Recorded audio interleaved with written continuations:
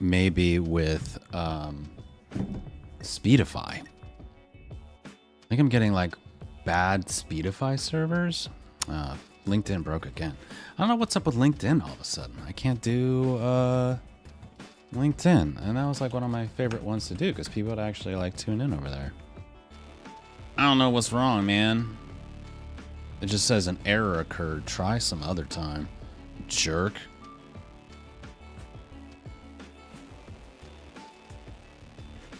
I don't know why. I don't know why. I'll have to ask them.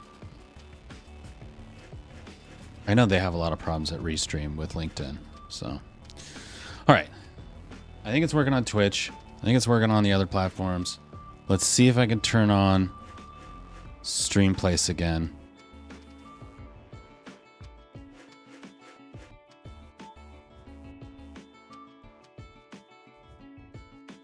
Okay. It appears to still be working. All right. Oh, yeah. All right. Let's just go. We need that one. Yeah. We need that one.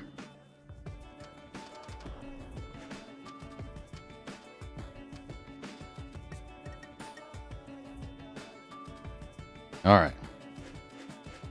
Turn Bobby back on.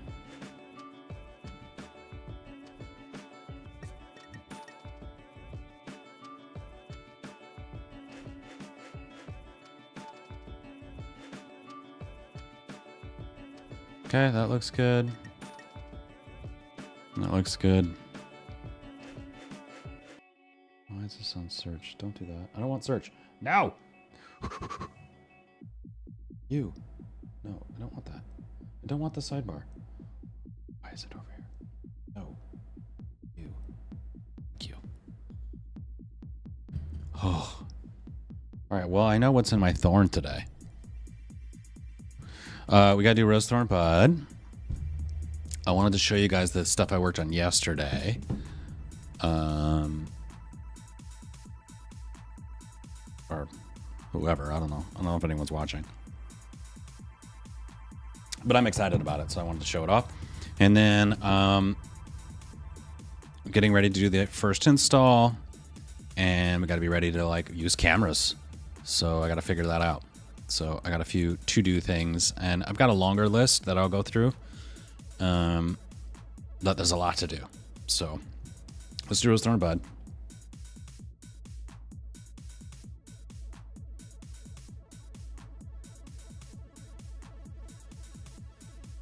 All right.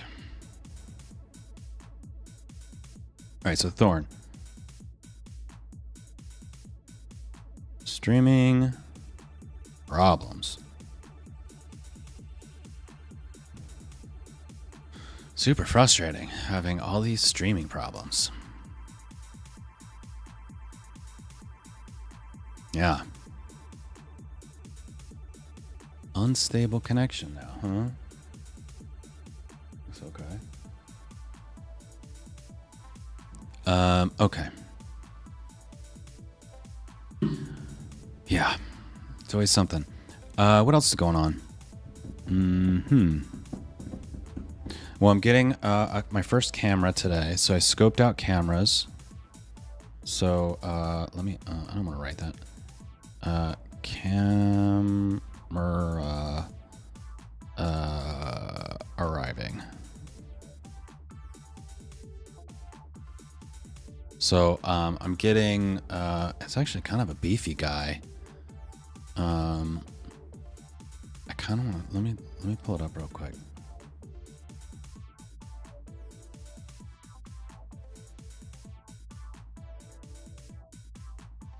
Copy link.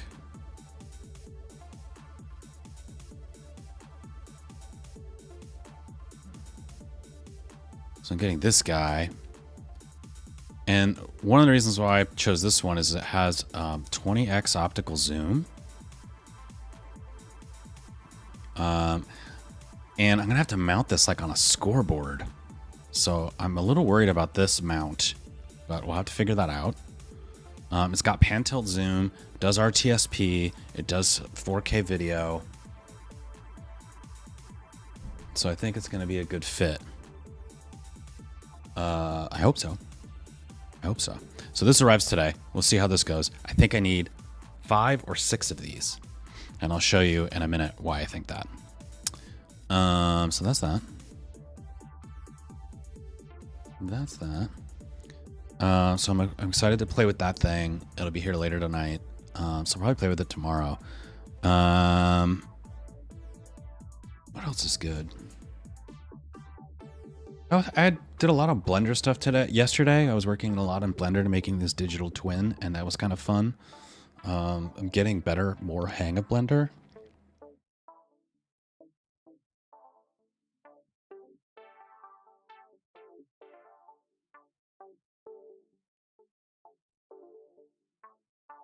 So that was good. Yeah, I think that's good. I'm gonna ship this. I really want to be able to just tell our friend to ship it. I'm not recording. All right. What am I doing? Ship it. Right. Export this page. Export. Discord. And then like the whole Discord thing changed. I hate that. Export it here. Send it. And then now I got to go back to here. And then we got to go to here. Check. Okay.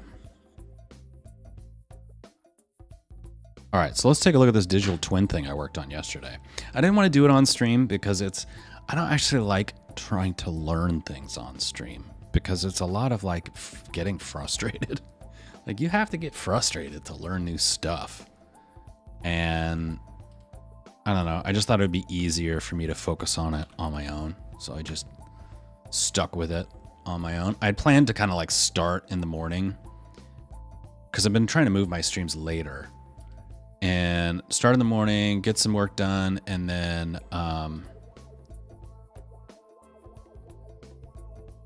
jump online and kind of keep going. But I just kept going with it.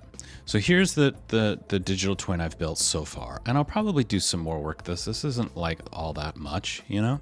All I've got is the oops, I don't want the camera. All I've got is the outfield wall and the sign. Let's go in on the sign. And you can tell I'm not good at Blender because I don't have a good handle on the controls. And I've got 5 cameras here, 3 on this side, 3 on this side, and they're all pointed at various places. And you know, it's not fancy. The scoreboard's just floating. Oh, I'm doing this like this. So the scoreboard's just floating. You know, here's the sign, here's the cameras. And then you can see in the distance there are the stands. And the idea here was I just wanted to get a sense of like, is a 20 times optical zoom gonna work? How many cameras would I need to make it work? And I don't know how accurate this is, but it feels like close enough that I feel like this will be a good test of whether or not doing it like this is a good way to test. Right? Okay. So then let's go through the cameras, right? Real quick. And then we'll do other things. All right. So I need to go here and then I can set this as the active camera. And you can see this is where I've got it pointed and it's got this nice box here. And you can see where the other cameras are too. So now I could go like, can I just do this one like here? No, I have to exit. Click on this one. Set this one as active.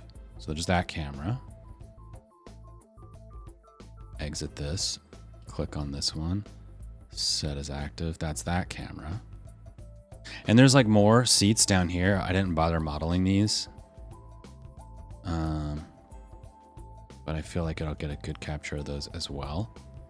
And then I think there might be seats over here even. But I'm hoping this is enough because these things are expensive. And right now this is all out of pocket. So that's that. That's my digital twin guy for now. You know, I think it's a good starting point. My original plan was to like take this and bring it into Godot and like be able to do more stuff in here in Godot, but I feel like I'm getting enough out of just Blender that I can leave it there, and then I'll come back to this at some point because I think I will want. I mean, it would be kind of cool to have this like fully in the UI, you know, where I can like show. I mean, it'd be really cool if I could show the heat map on these things. That'd be awesome. That'd be kind of cool. All right, that's that. Digital twin review. Yes. All right. So that's what I did yesterday. Don't save anymore. Okay. So now what I need to do, I'm waiting for camera, and ultimately I'm going to want to be able to do like test loops, right? I have to keep checking the videos because I'm like paranoid it's not going to work.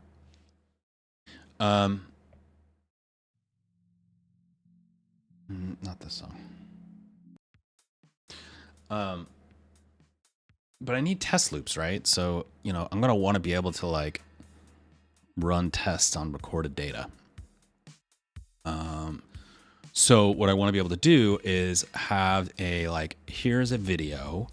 I'm going to play back that video in a way so that I can capture it with RTSP. And I think I'm just going to use Media MTX for that. And then that'll be an input into what I do next with the service, which is capture video, chunk it into, I think, 1 minute videos, send them in parallel to the Hume so that we can do the facial expression analysis, and then feed the data back into the system. It's actually a lot. So the first thing I want to take a look at, and what's kind of handy is like, in a lot of ways, this stuff all kind of ties together. So I can come back to the work I did in Streamtooth, which already has a Media MTX set up.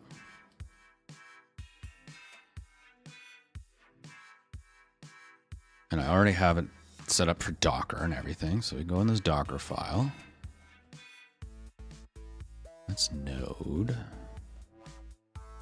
No, it's not this one. No. We need a different thing.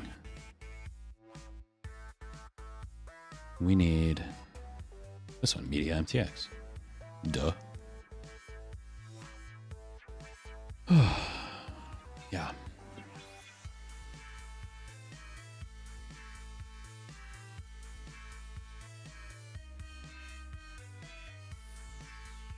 Bobby, how are you doing today? I'm having a frustrating day.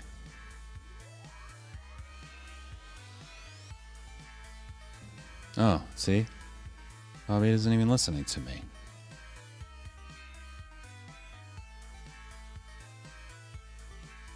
Oh, I guess I did not say the name clearly enough. Hi, Bobby, how are you? There we go.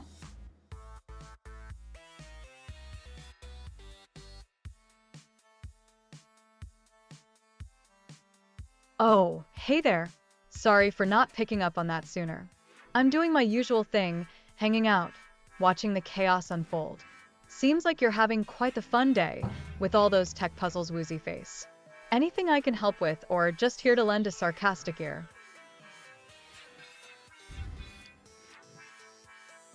Let's check what the current version of Media MTX is.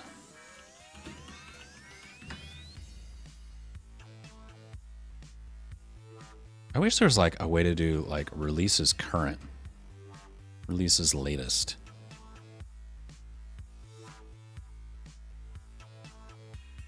Can I do like this? No.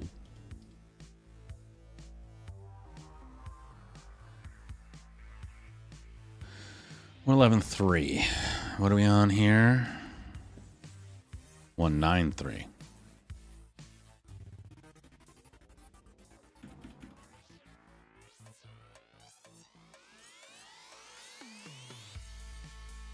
Okay. So now in here, we've got a Docker file. Use your local RoarScore. Okay. Okay. All All right, set up media MTX for testing. Yeah, I do need FFmpeg, yes.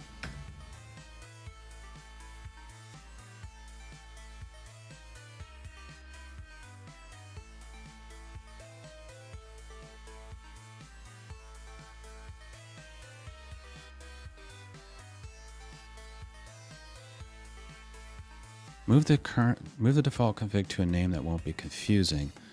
Moving to conf directory will hide it entirely when mounting conf as a volume.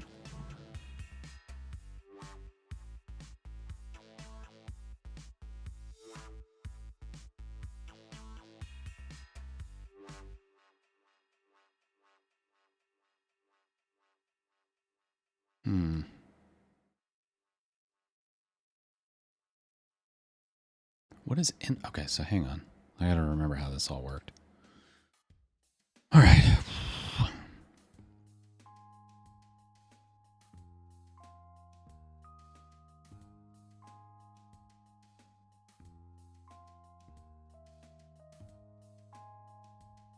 Let's just.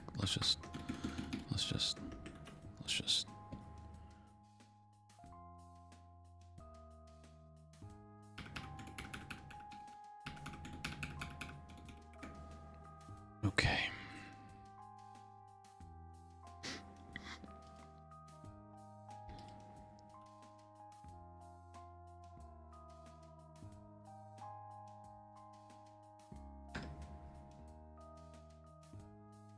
Okay. Now in here, in my Docker Compose, I don't think I'm not doing everything. I'm just doing some of the things.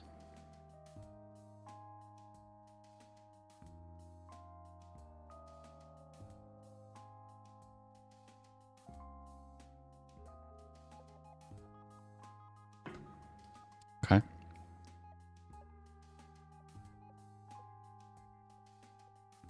Now in here, in my Docker Compose here, I have the whole thing, I believe.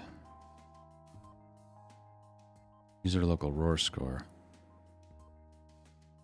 is the whole thing, yeah. Hi CPU, what are you talking about, buddy? You're not doing nothing. You're not doing nothing. Task manager, what you doing?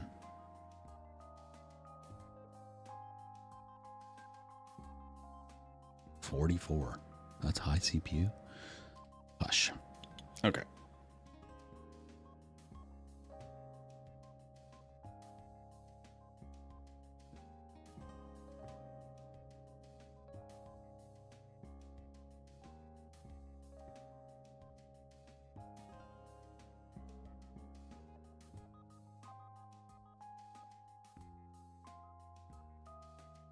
I feel like maybe the right way to do this,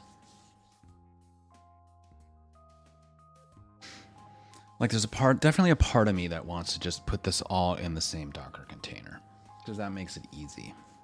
But there's also like, maybe I need a media MTX to be a separate thing, right? Is there already like a media MTX Docker container that I can just throw in my Compose?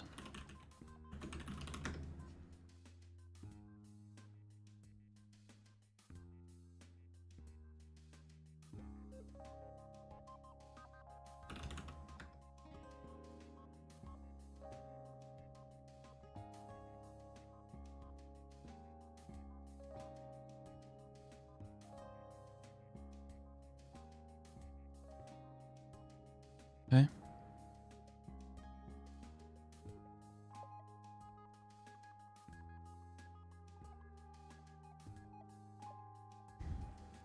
So maybe we do that. Maybe we do that in this case. So then let's back this up.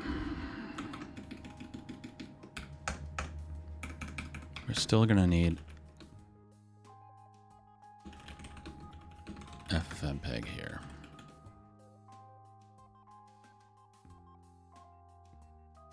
In our Docker Compose, we're going to have RoarScore media MTX. No. Nobody said that. Yeah, that's right there. Shut your mouth. Okay.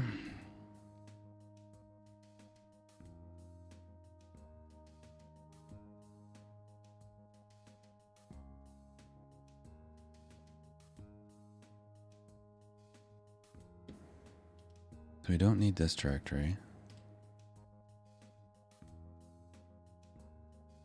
What we're going to say is conf media mtx.config.yaml is user local media mtx config.yaml. Yes, yes, yes. And then I don't think we need all these ports. And it might be problematic because we're still running the Docker container for Streamtooth. So it's using these ports already.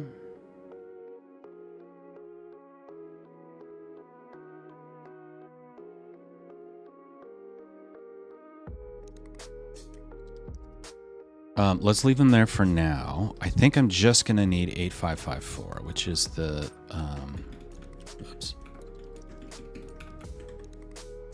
RTSP port.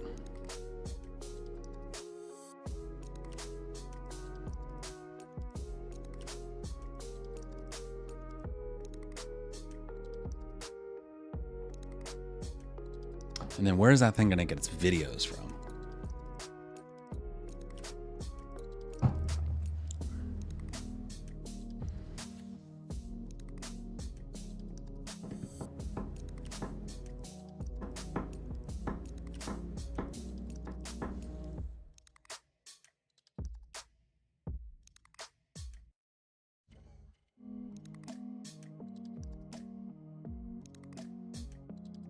Can I have like a shared, can I like use the same volume on more than one Docker container?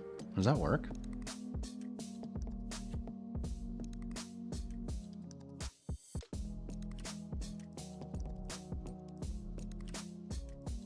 Bobby, can I do that? Can I use the same volume on more than one Docker container in a Docker Compose file?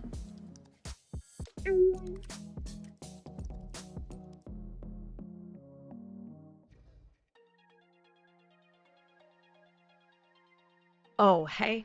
Yes, you can totally use the same volume across multiple Docker containers in a Docker Compose file. Just make sure the volume is defined at the top level of your Docker Compose.yml file, and then reference it in each service that needs access to it. Easy peasy. How do you do that?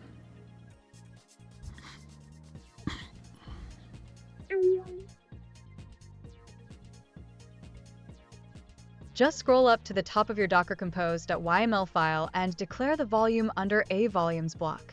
Something like this. Then, in your service definitions, attach that volume like so. That way, both containers can access the data in shared_volume. Teamwork makes the dream work.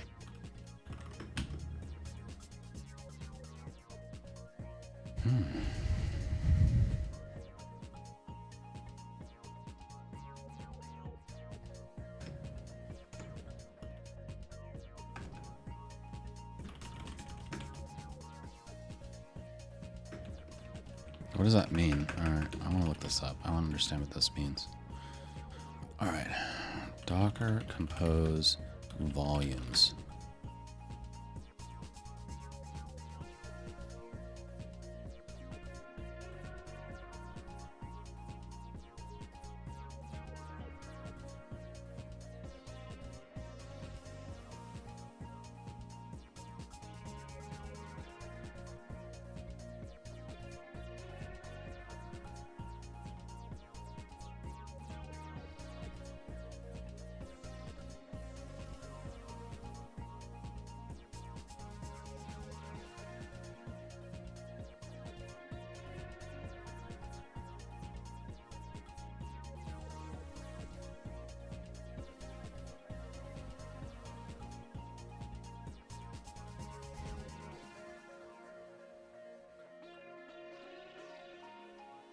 Okay.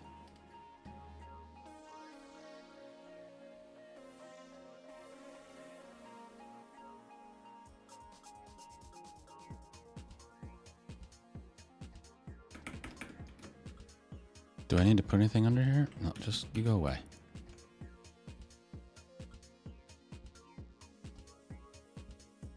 That looks weird. I think maybe like this.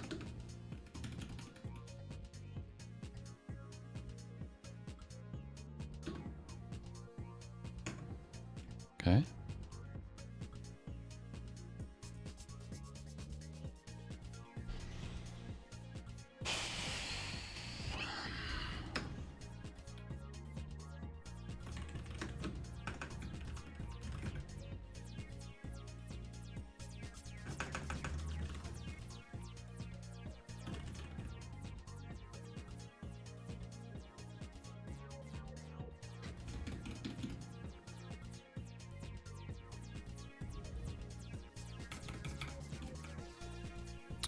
That seems weird. Let's do it like this. And then I'll edit the Nginx config.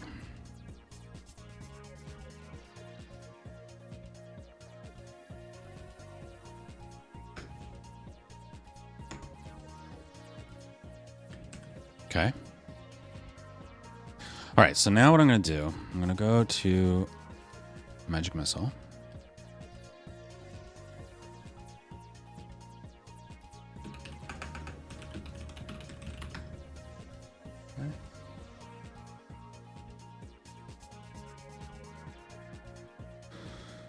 Keep checking. Let me put this over here.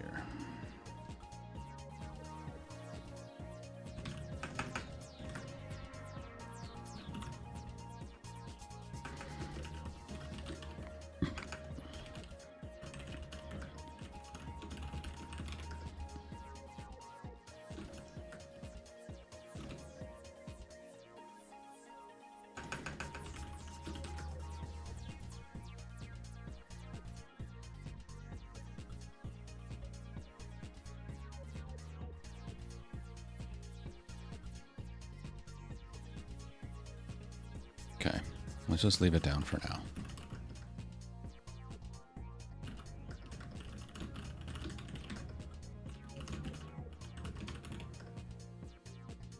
Volumes must be a mapping.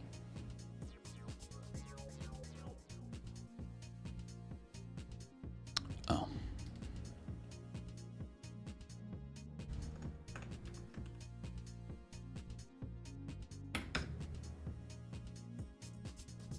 Save it.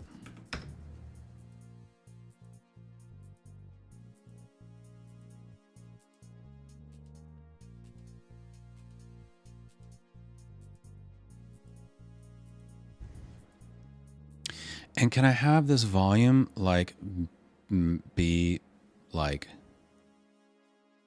also local? Right?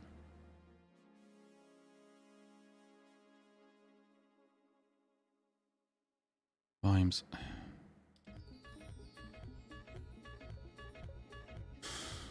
All right.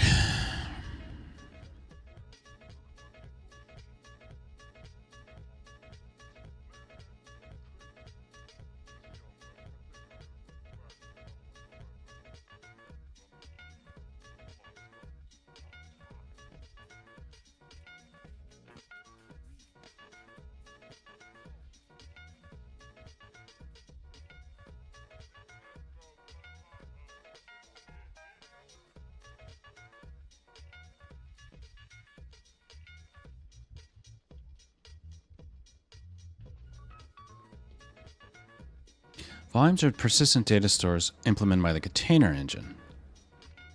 Compose offers a neutral way for services to mount volumes.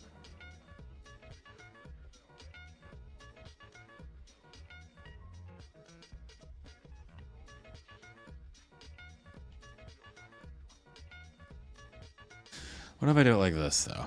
Here's what I want to do.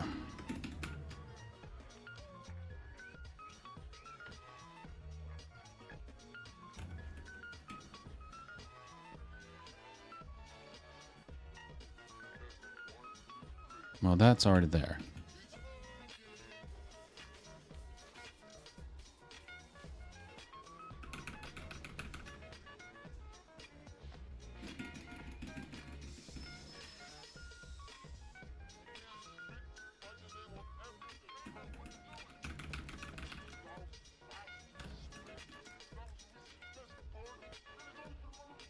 And this doesn't have a dependency.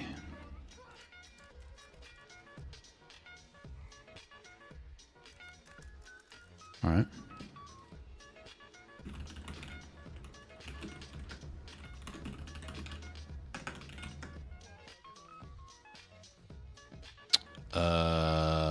Keychain.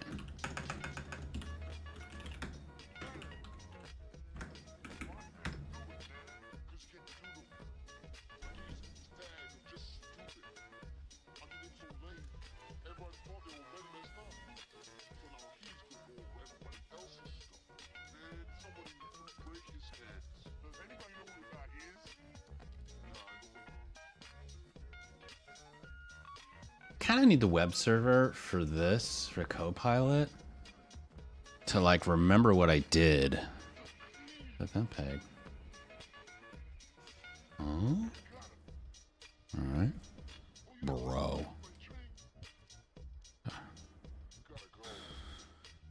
Gotta go. All right, you. You. All right. Docker. Whoop. Docker compose build no cache.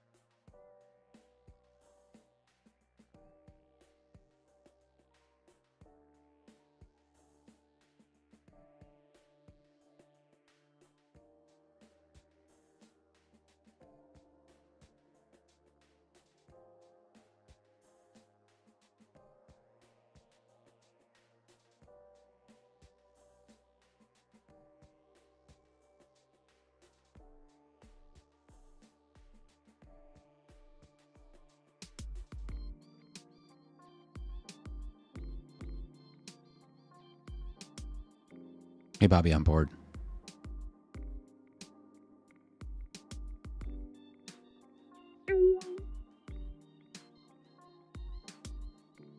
Man, everything's super delayed today. Here's a riddle about showing. I'm seen in the light, yet hidden in night, revealing all but never quite. What am I?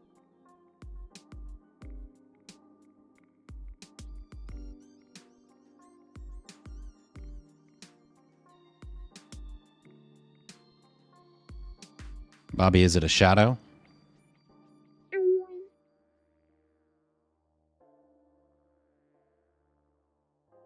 Bingo. You got it. Party popper, it's a shadow. Always lurking, but never quite tangible.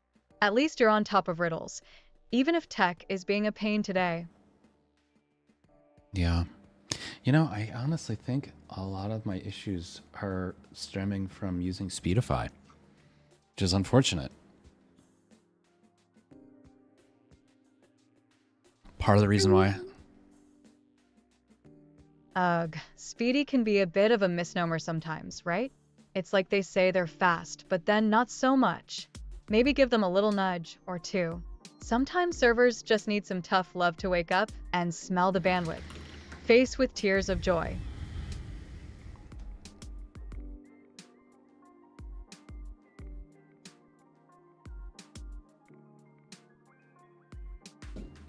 Okay.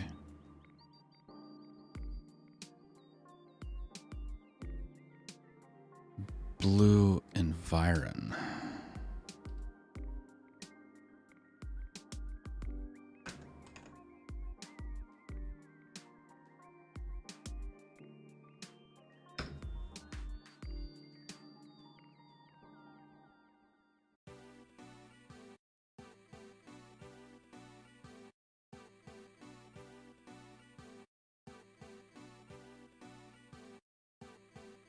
Okay.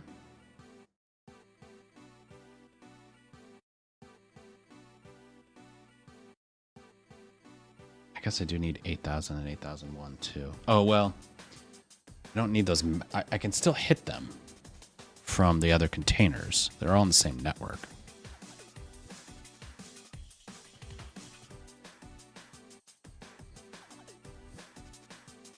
Oh no. Dude. Why is streaming hard?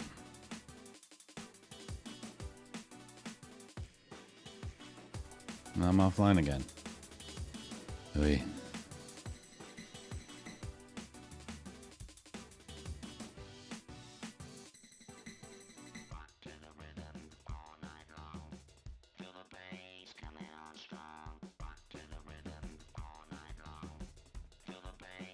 Failed to connect to server. Oh, stream place, buddy. Okie dokie.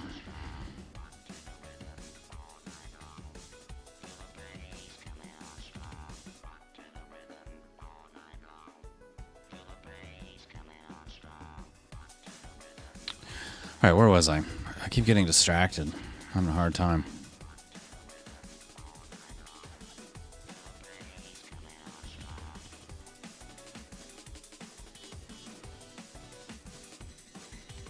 All right, so we're going to need... Okay, everything's running. Media MTX needs a YAML.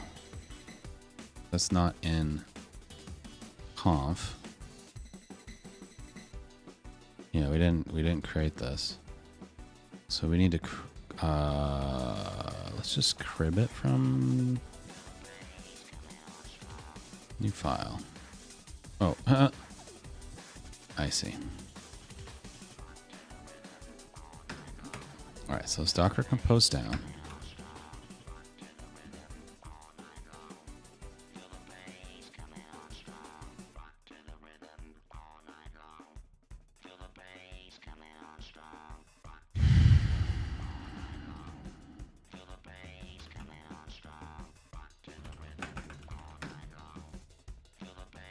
Okay.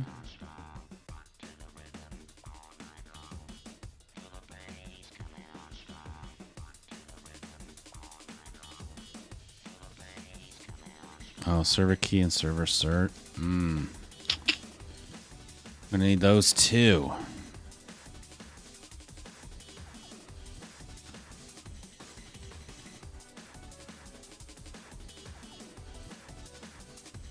Okay, we need to take this stuff out.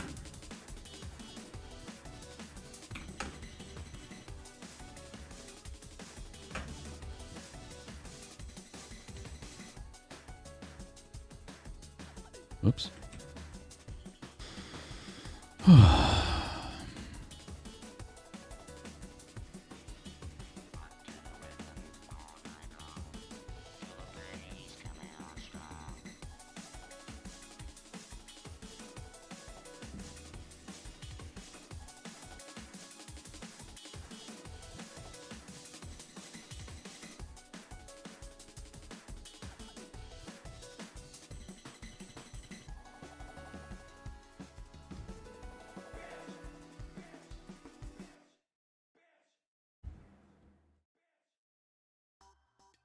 I need a log directory.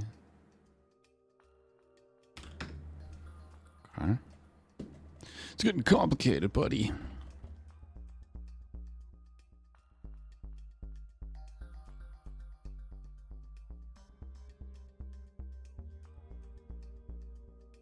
Where is the config for this?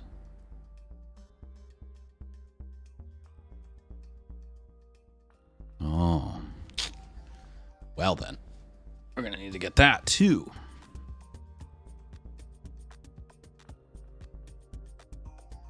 All right, we'll come back to that in a second.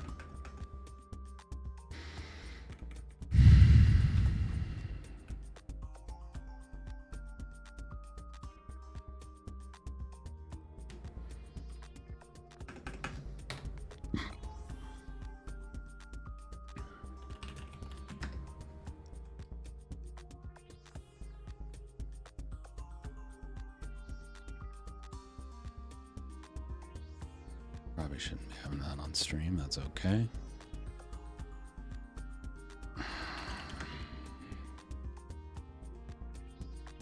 Okay.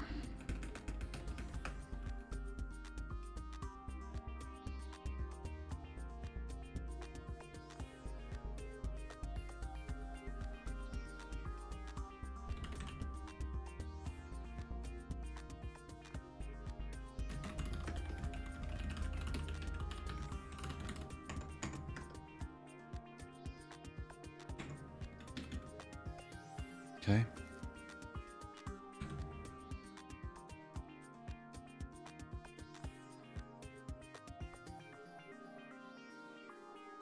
Oh, can we do it like this then? Let's do it like this. Conf media MTX is user local media MTX conf, right? Take those out. And this goes like this, right? Cool. That's very good. Okay. And then we'll need a new folder for Nginx. All right. Okay. Docker compose up.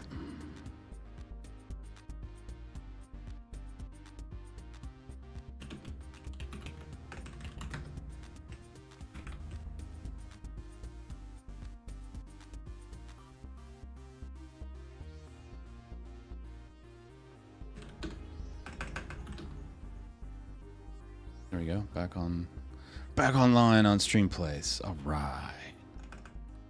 All right. What am I doing?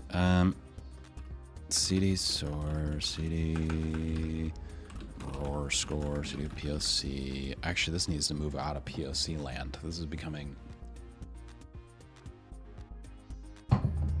the thing, right? This is becoming the thing. Okay. Docker PS. You know, Docker PS really needs a better list. It needs a better format. This format sucks. First of all, why is names over here? It should be on the left. Right? Am I crazy? I feel like I'm not that crazy. Oh, it looks like Twitch hiccuped. Everybody's having problems.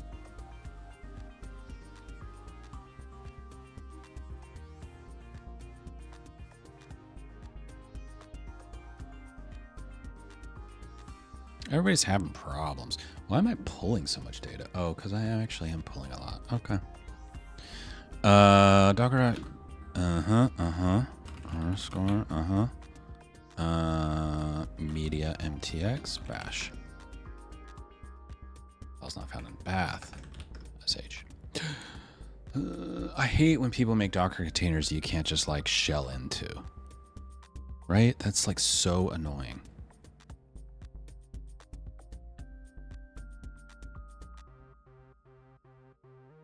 Oh, and I want latest FFmpeg. I gotta do another thing. All right, so how can I see?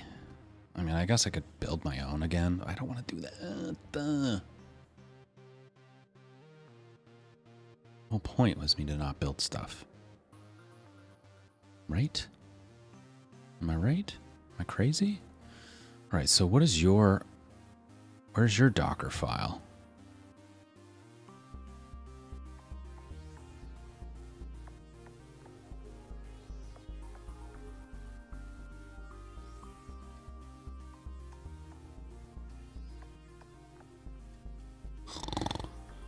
Oh my God. All right.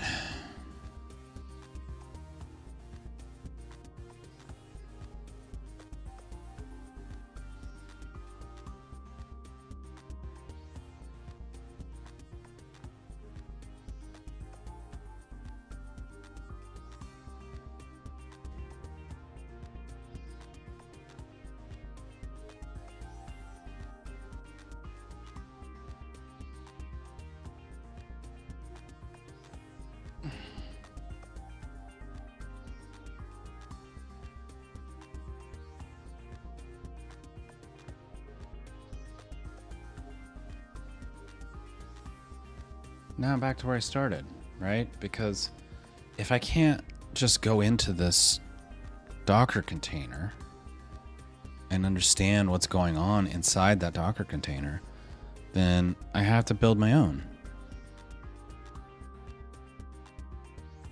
Right? I'm not crazy, right?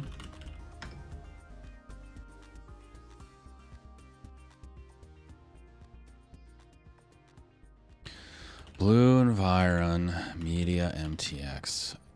And we're going to want the FFmpeg 1, but let's just start here.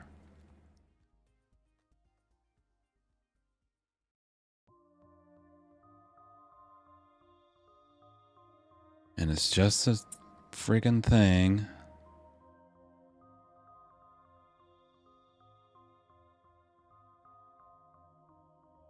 I have no idea what it starts from.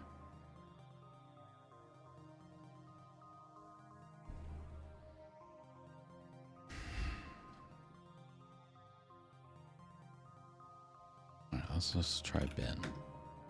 No. User bin bash. No.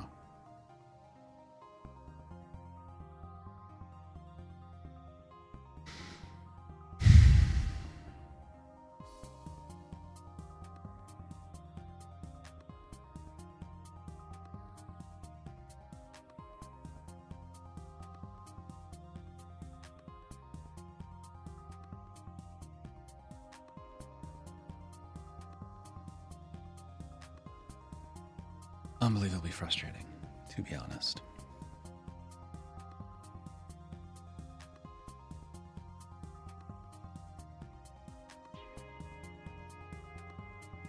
Nope. All right, well.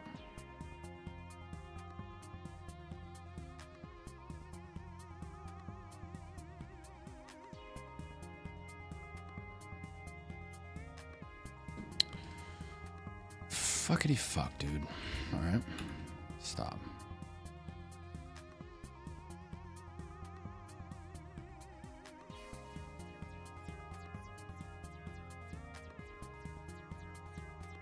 Yeah, I don't even think I read from the right place.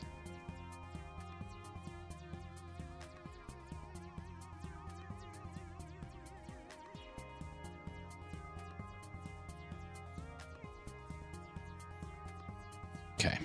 So, what we're going to have to do. Fuck.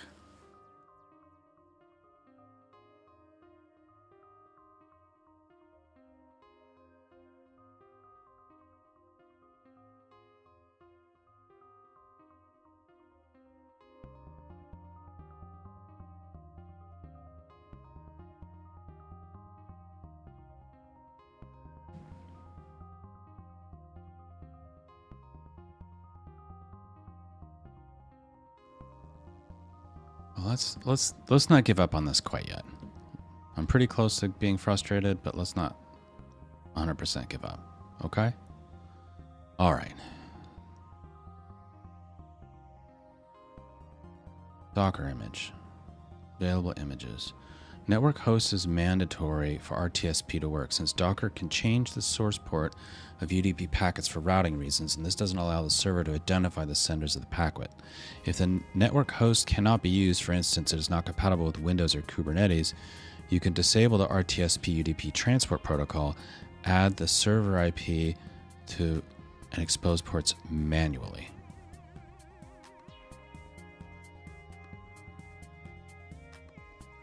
Okay.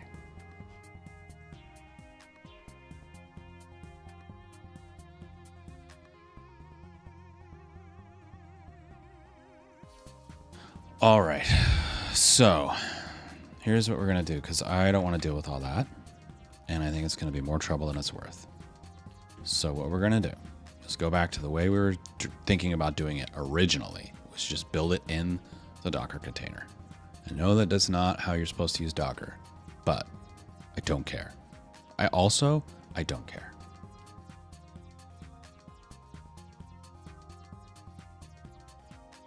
Yes. What he said. I don't. Okay? About what I'm supposed to be doing. Okay? This is what I'm gonna do. This is what is gonna happen. So we're gonna take this guy. I'm gonna put this guy in the Docker file. Nope, that's not what I said. You, copy, copy. You, paste. Listen, friend. You, copy, copy, copy. You, paste. Don't be an ass, okay? Now, what is the work directory when I do this? User local media MTX.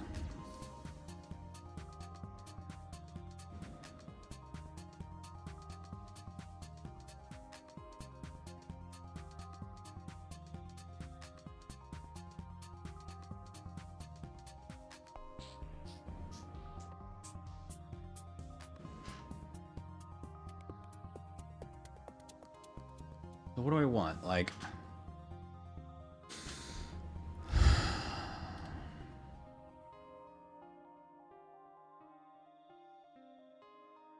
all right, let's do it like this.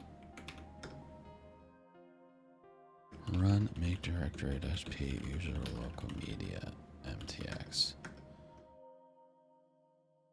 Yep. And then put that in there. Okay. And I'm gonna have bin log conf and scripts, but I'm just gonna have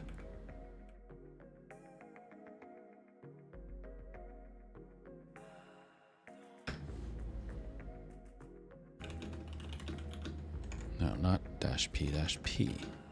Bin log conf. Okay.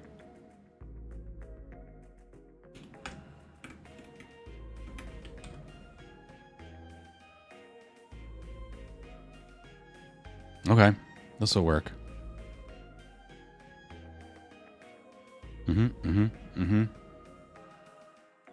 Yes, yes. It's gonna be weird, but that's fine. Okay. All right, so here. Now in here, we're gonna have RoarScore service. This maps the whole thing to user local RoarScore, but we also want to map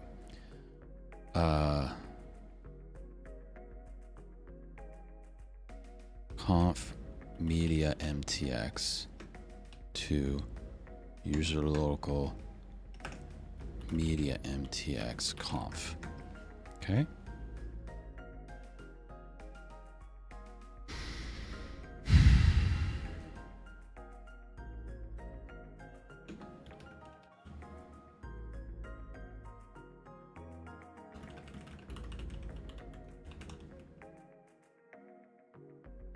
Called log.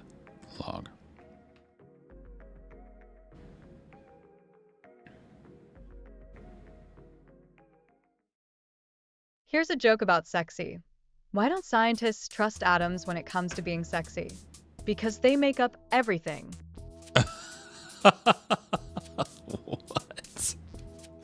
What? Okay.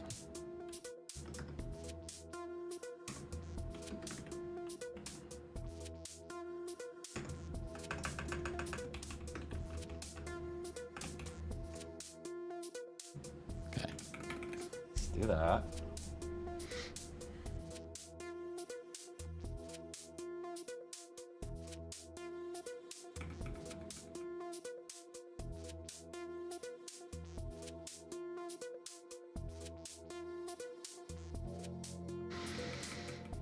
We don't need this yet.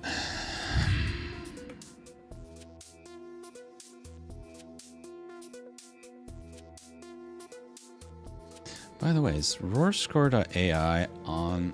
Let me check something. Oh yeah, okay, cool.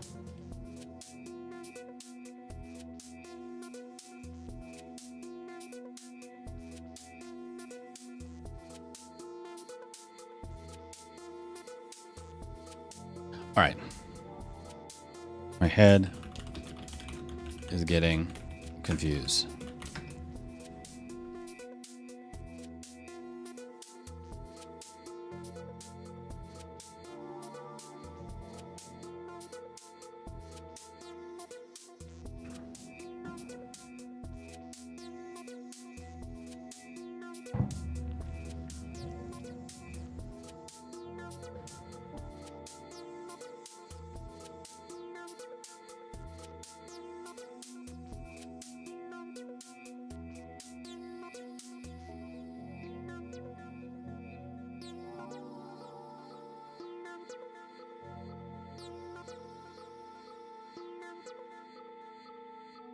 Oh yeah, I forgot to update the version number. That's okay. It'll probably break anyway, so don't worry about it.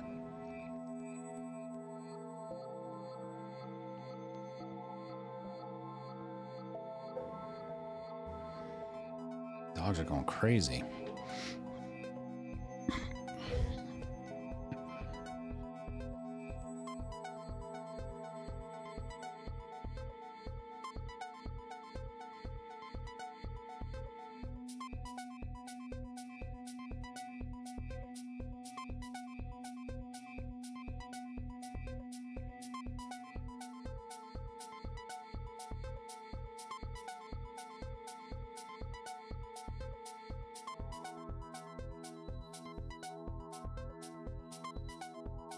Okay.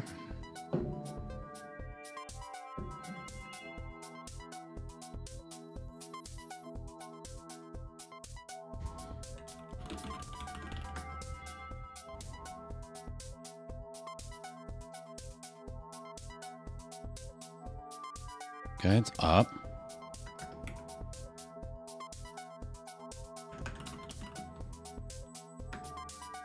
Okay, here's this. Here's user local RoarScore.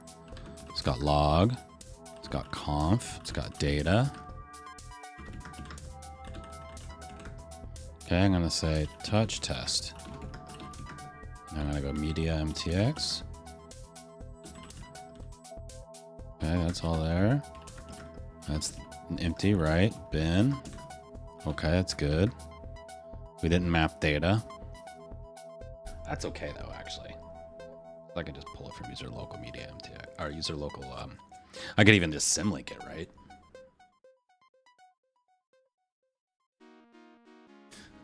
Okay.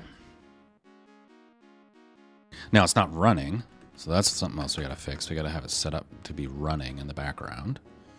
That's easy enough to do.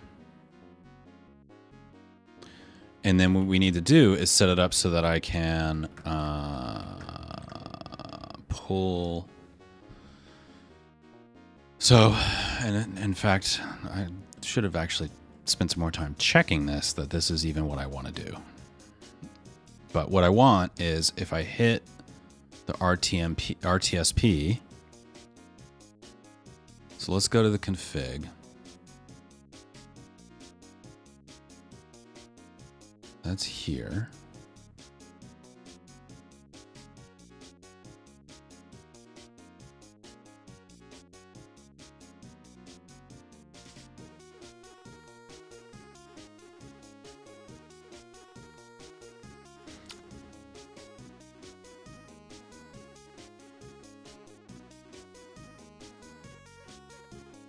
Okay.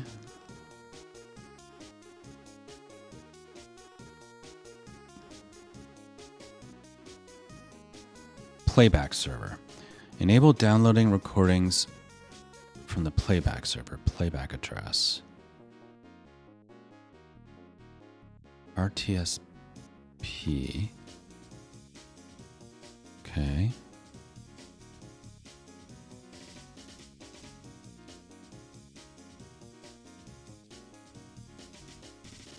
So how does playback server work?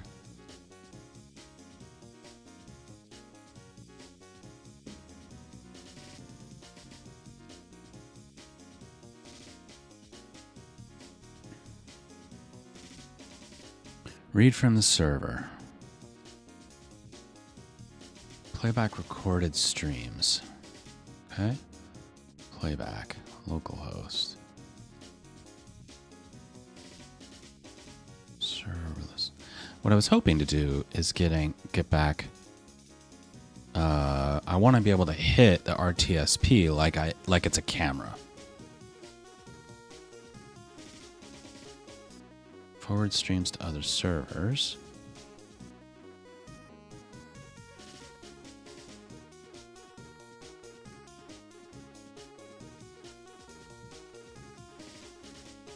On-demand publishing. Edit media MTX. Place everything inside section paths with the following content.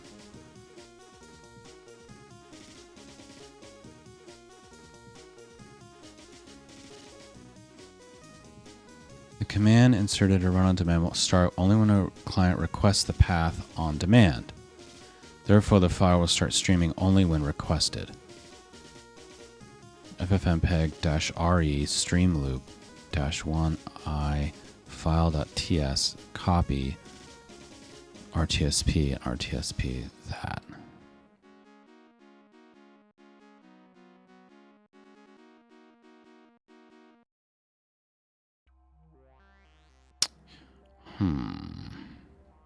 I don't know that that's actually what I want.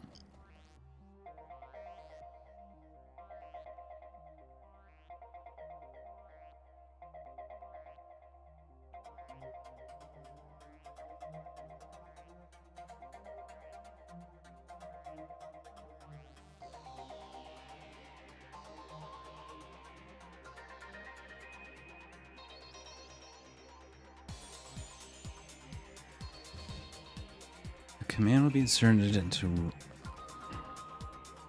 on demand. Okay. All right, let's look in the config for that. Paths. Find paths.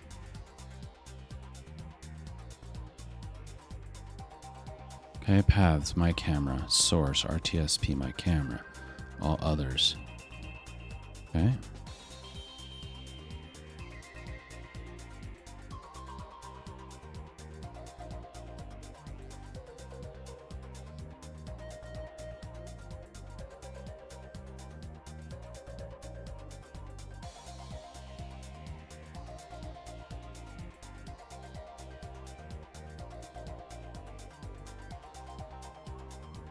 Okay, so what can source be? Can source be a file?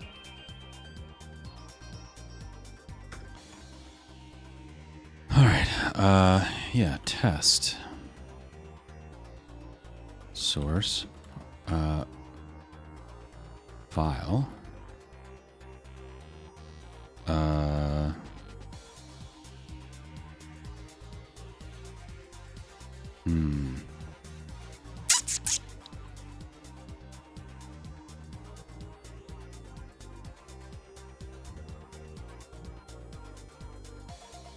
data test MP4. What does that look like?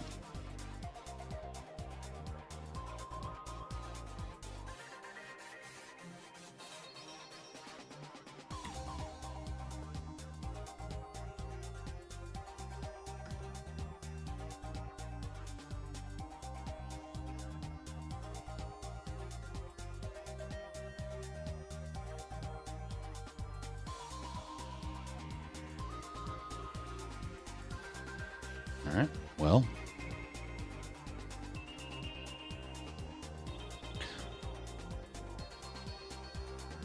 Media MTX playback file RTSP.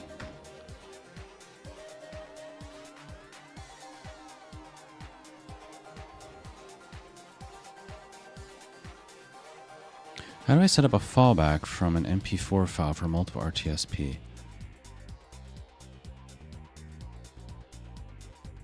Apparently the cleanest option should probably be using built-in fallback. I don't know how to script my own version. FFmpeg and a probe.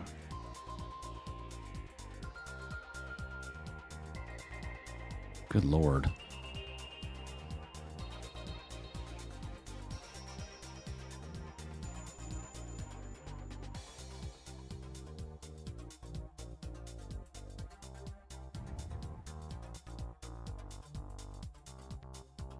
Yikes, dude.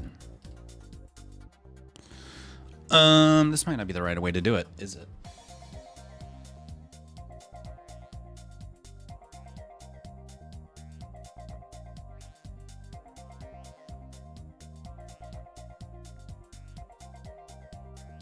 What is RTSP simple server? What is that?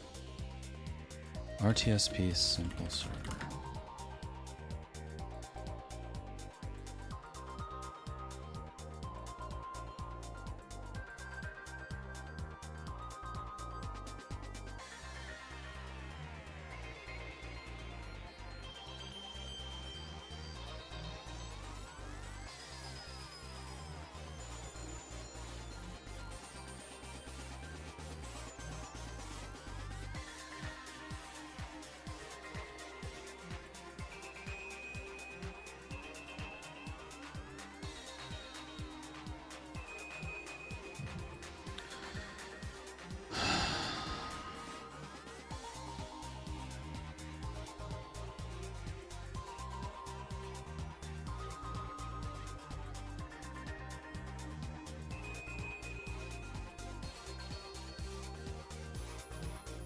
This is literally just the same thing.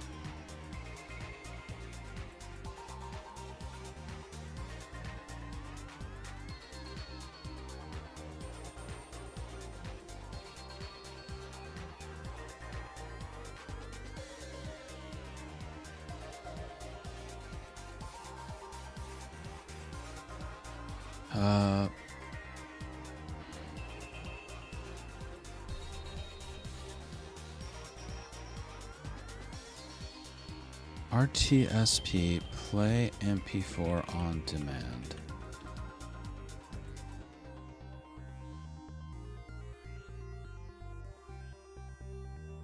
It's possible to stream. You don't send an MP4 over RTSP. MP4 is just a container for media samples. Instead, you want to packetize it.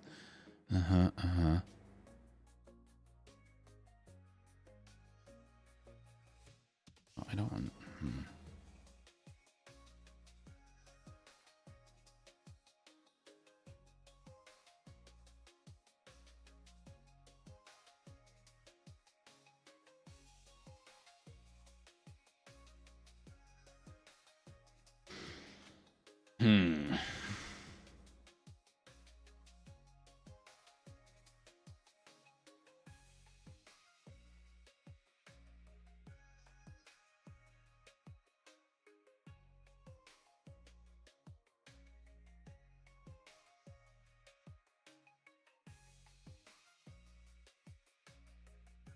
I mean, I just need this thing for testing. It feels like a lot of like fucking bullshit.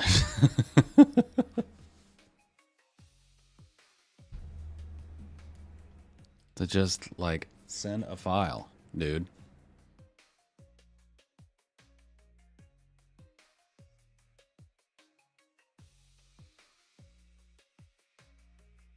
All right, let's start with where is our test video?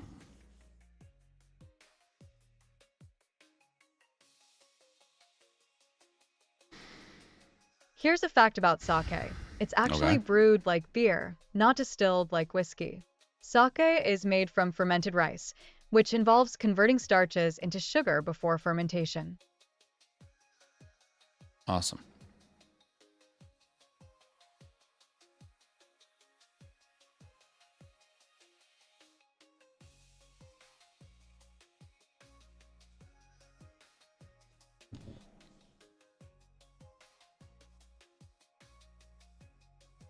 Okay. Let's do it like this. Okay, so here's what we're going to do. We have data. We need a video in there. I think there's still a video in public.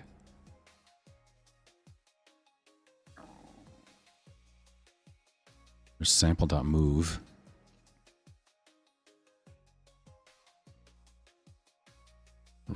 RoarScore sample 2.mp4.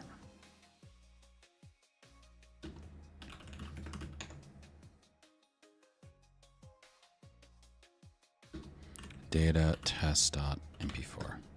Okay. All right. Now, I don't think that's going to work, but we'll come back to it. Excuse me.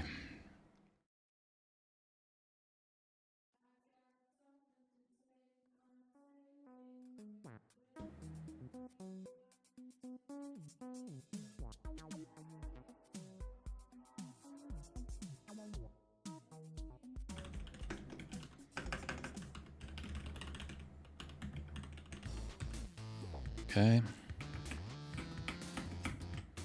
Okay, now we're going to say Docker compose up. And now in here. In here. I'm going to go back to here. FFmpeg stream loop.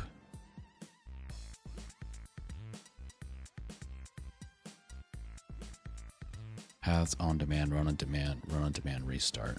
Okay.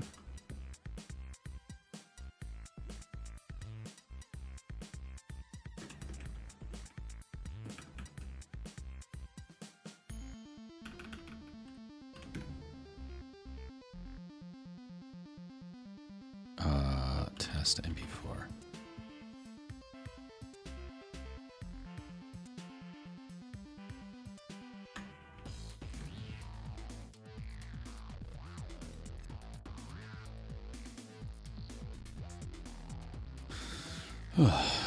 Okay.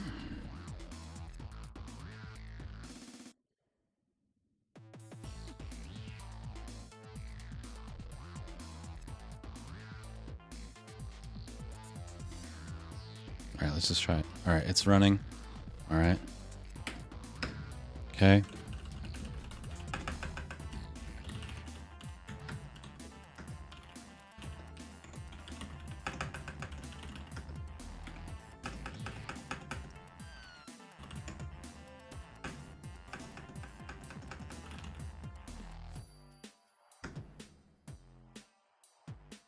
Okay.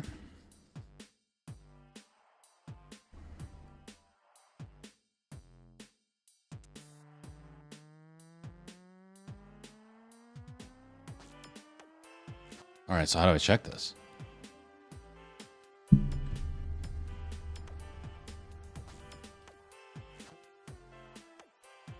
FF play? Will this even work? I need a video.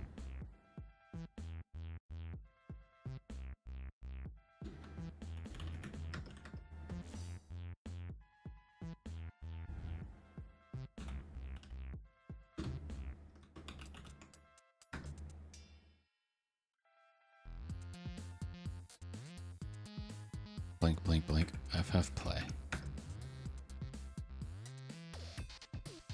Okay, that works. All right, so now cd FF play.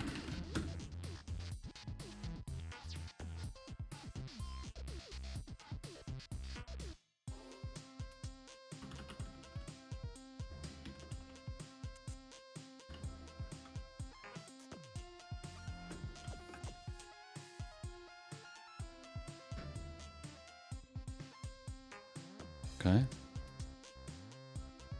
Is reading from path test. Okay.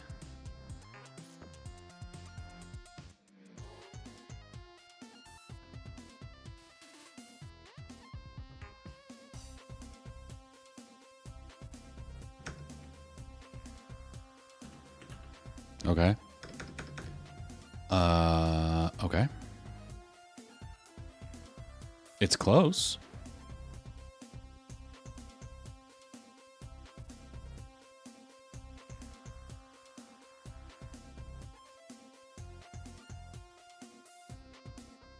Okay. All right. I feel like I'm missing something. So let's say FF MPEG.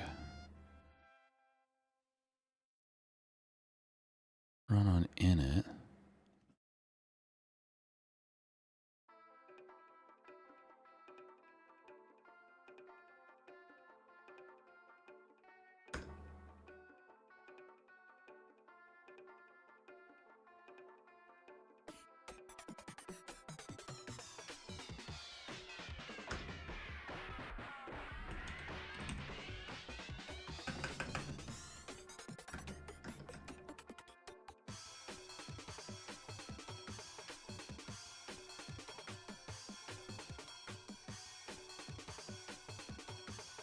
I see.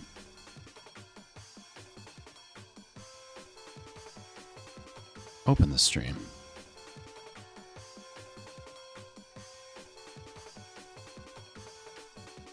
Okay, so maybe I'm missing something with FF play. FF play to just help. Let's go. FF play RTSP stream.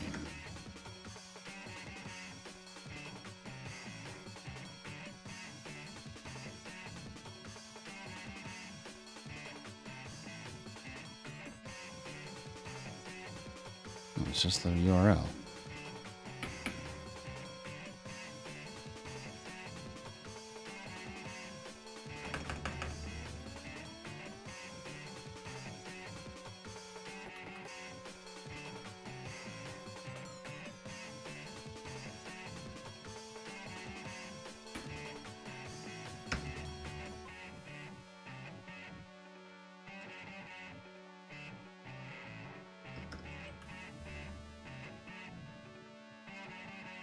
FF play. RTSP nan.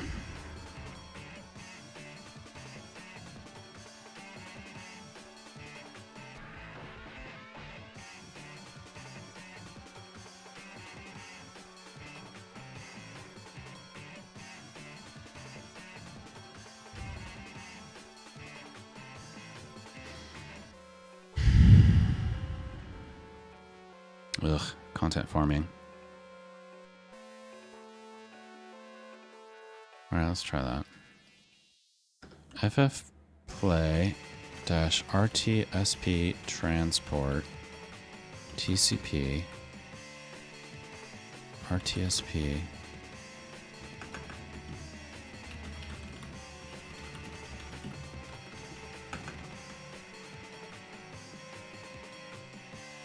no.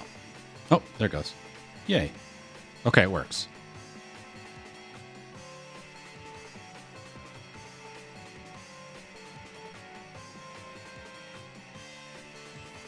All right.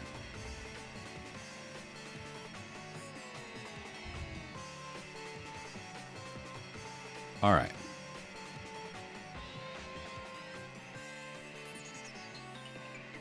I think it's good enough for now. Oh, I need it to start automatically, though.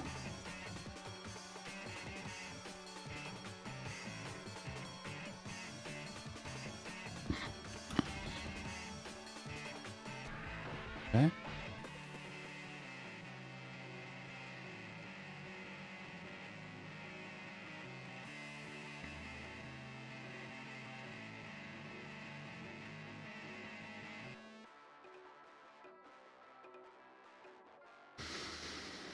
Okay.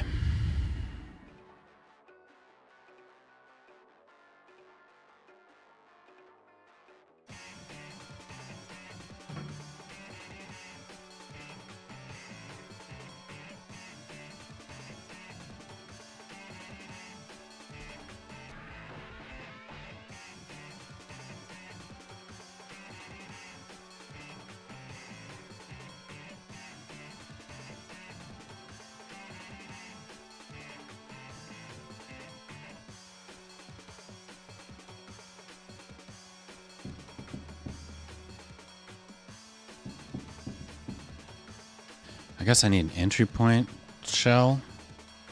I get the good old entry point.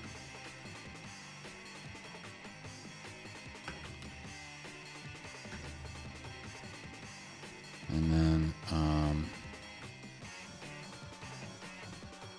how do you detach media MTX?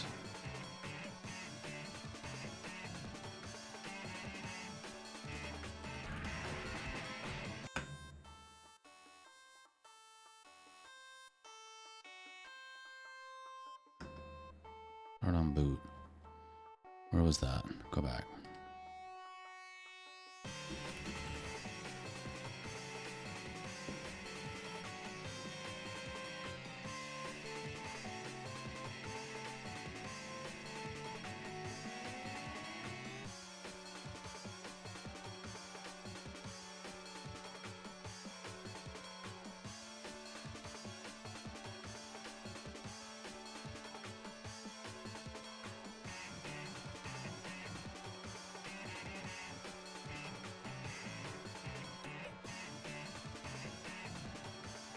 Ah, hiccuped again, huh? Oh yeah, I'm down again.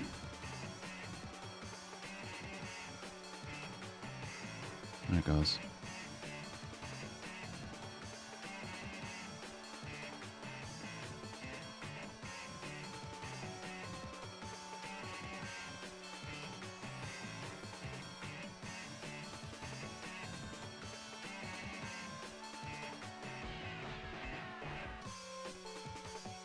Yeah, I'm dropping frames. Annoying.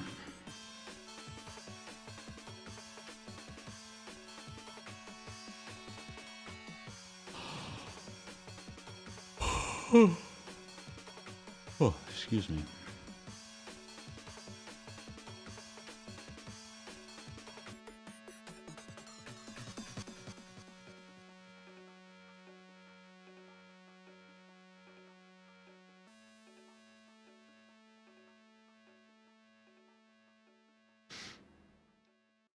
So it doesn't look like it has its own, like, detach. You know, it just has the config. And I don't think there's anything in here to detach. Yeah. Yeah. So we're going to have to do, like,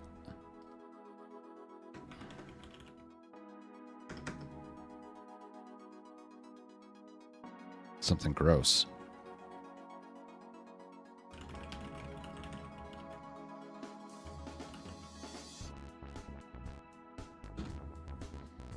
And it wasn't -C, it's just the config path, yeah.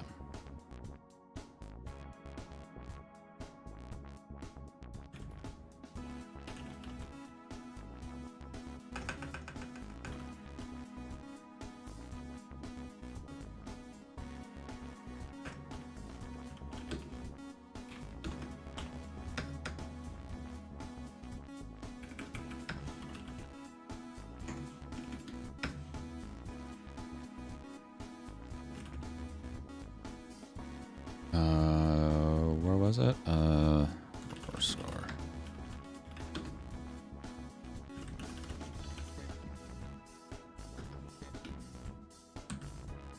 Okay. Gross.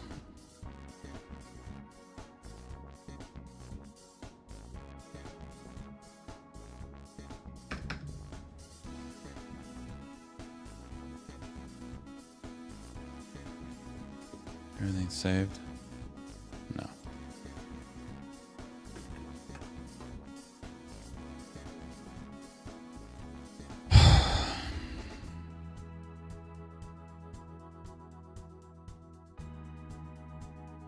Here's a fact about horizontal. The term horizontal refers to a line or plane that is parallel to the horizon.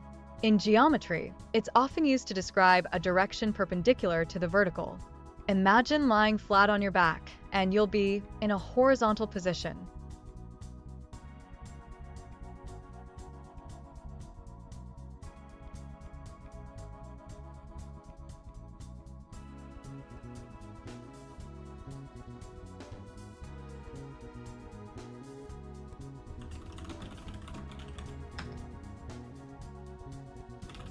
No, I didn't do anything.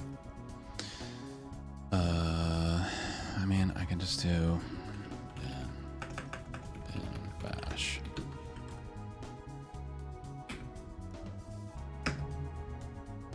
Okay.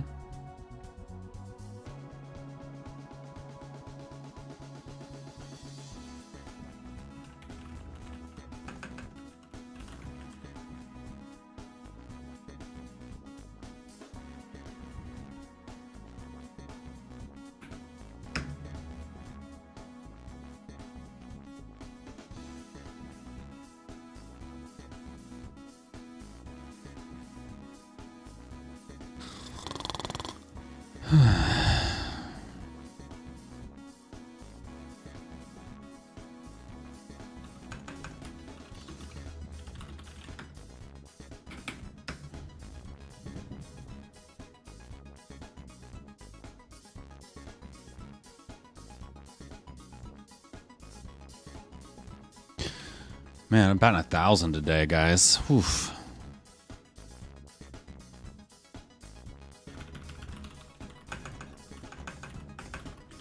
Oh my god. Nope, that's not gonna work.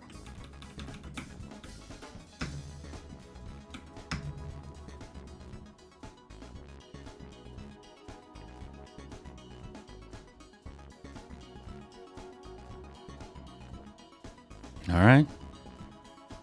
Cool. Fine. Good. All right. Good enough for now. Check the box. I can take a quick break. Yeah. Hey, Bobby, please start a break.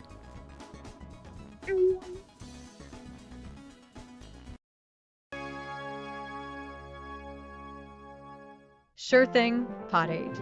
Take a break before your brain turns into goo from all that techie wizardry. Maybe go grab a snack or something. You deserve it after battling with that RTSP stuff. And remember, touching grass is good for your soul, not just your code. This week on the Computer Chronicles, how to build the ultimate gaming computer. We'll talk graphics cards and sound cards and show you how to add stunning theater-style surround sound to your games. We'll show you what it looks like to play a game on the newest Pentium 4 chip running at a blazing 1.7 gigahertz. And the editors of Maximum PC Magazine will show us their choice for the best overall gaming computer. How to build the ultimate gaming PC, coming up next on the Computer Chronicles. Computer Chronicles is made possible in part by PC to PC, the online computer migration service from PC First, moving files, applications, and preferences from your old computer to your new one. Additional support is provided by Upside Events, presenting the Digital Lifestyle Revolution Conference, where people and technology intersect.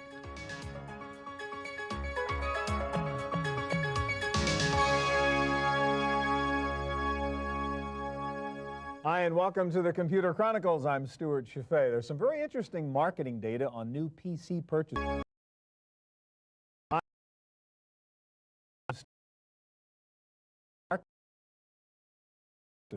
Which shows that most PC upgrades for consumers are driven not by the grown-ups in the house, but by the kids who want a more powerful gaming machine. Certainly there is no more demanding application for a computer than today's graphics-intensive games. So today we are going to help you figure out how to put together the ultimate gaming computer. And we're going to start out with graphics. And here to help us do that is Tony Tomasi of NVIDIA. Hi, Tony. Hi. All right, so you've got the brand new GeForce 3 graphics card here, and there's a million cards out there. This is new. What is different, better? It's actually a next generation card. That's exactly right. The GeForce 3 is the latest generation graphics processor from NVIDIA. So this product actually includes a 57 million transistor graphics processor.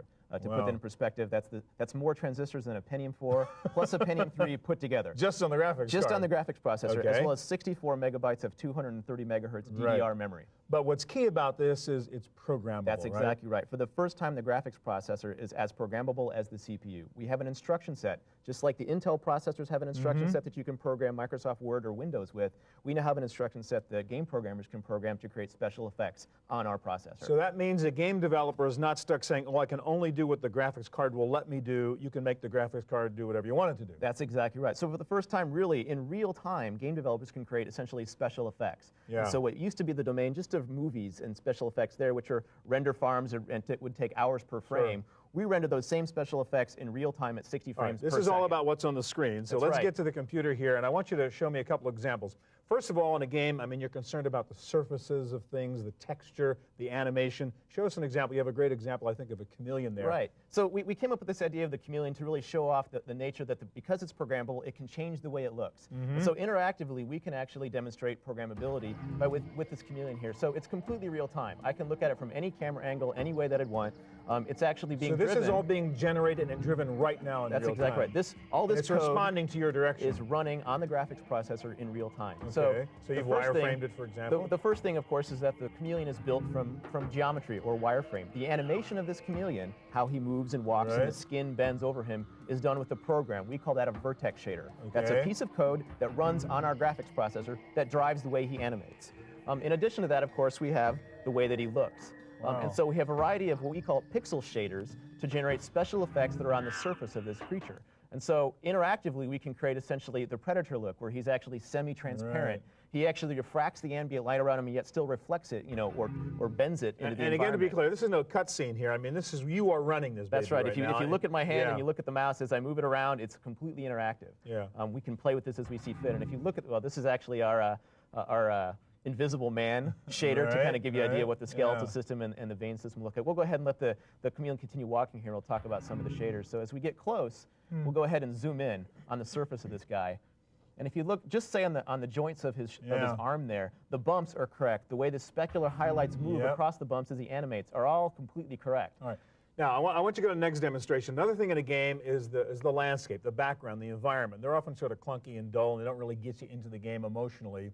And you have the ability now to actually generate real-time landscapes too, right? That's exactly right. Because the processor is programmable, we can actually program the processor to procedurally generate a world. So the advantage here is that where previously worlds would have an end. You could get to the end of the texture or the end of the geometry, and that was it. So again, this is a real-time generation of this landscape. Right. If you notice the mouse as I pan it towards the edge of the screen, that's the direction that I fly, and I'm flying around the world. I can get close to the landscape. I can fly up in the air. The other nice thing about this, the world is completely generated, but we've got so much graphics processing power that we can actually have a little bit of fun. So wherever I click on the screen, we have a meteor come flying down, and the meteor does some interesting things. As he clicks and lands, you notice there's that ripple, that shock wave. We do that with a vertex shader. It's actually taking the geometry underneath and deforming it. And again, you're running this right now. It's, On not, the graphics it's not just processor. happening. That's the all last real thing I time. want you to show us is the hardest thing in a game is the human face, right? That's exactly I mean, right. there's so much subtlety in the different expressions. Most games, the faces are pretty boring. You never get to know them, right?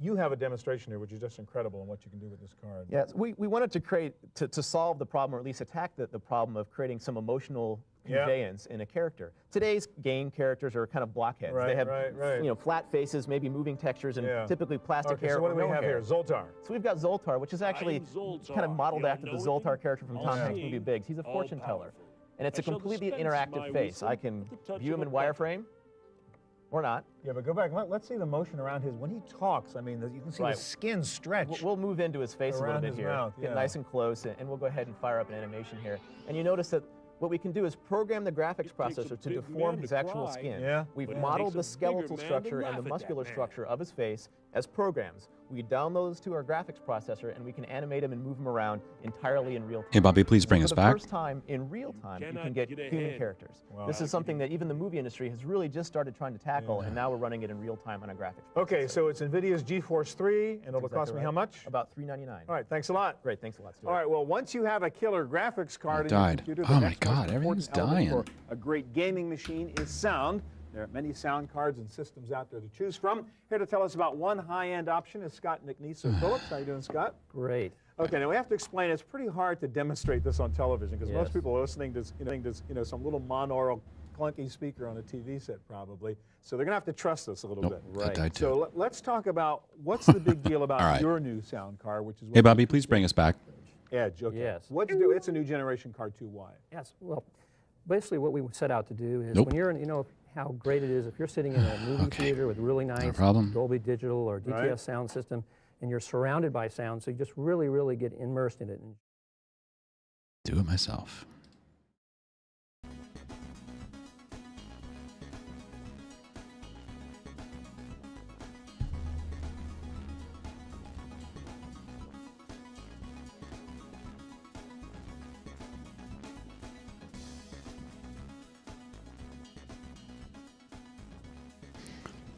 Having a day. All right.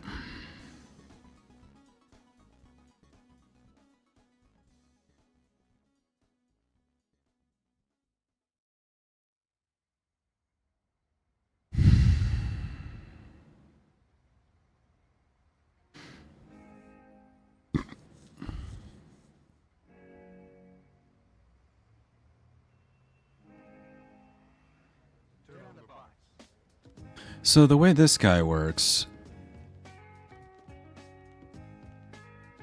okay. It gets jobs that are requested and detect facial expressions. And there was another type of job. What was the other type of job?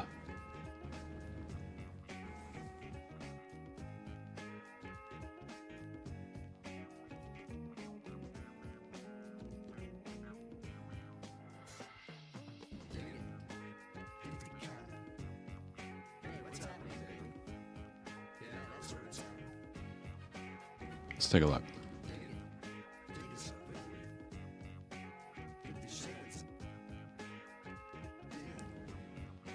Died again. All right. You know what? I think that's enough.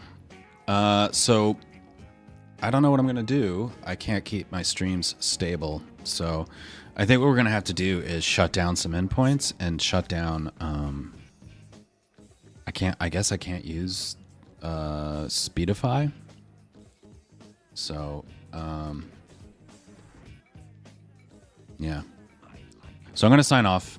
It's a bit frustrating, but we'll have to come back to it another time. I'm going to keep working on this.